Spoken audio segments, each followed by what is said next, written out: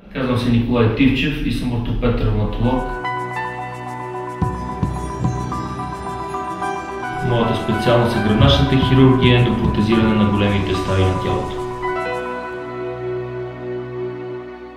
Работя в болница Пирогов, София.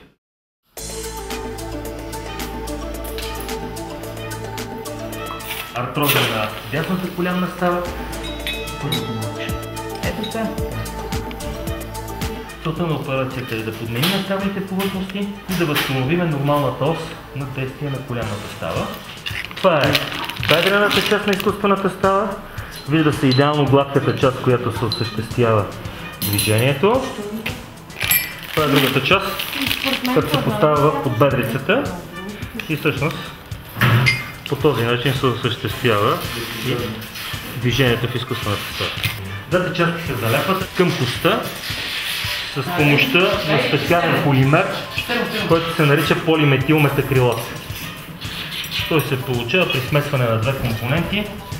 Едната пръхообразна, другата течна. Твърдява се за около 15 минути и осъществява стабилната връзка между коста и частите на протезата. Сега смесваме двете части.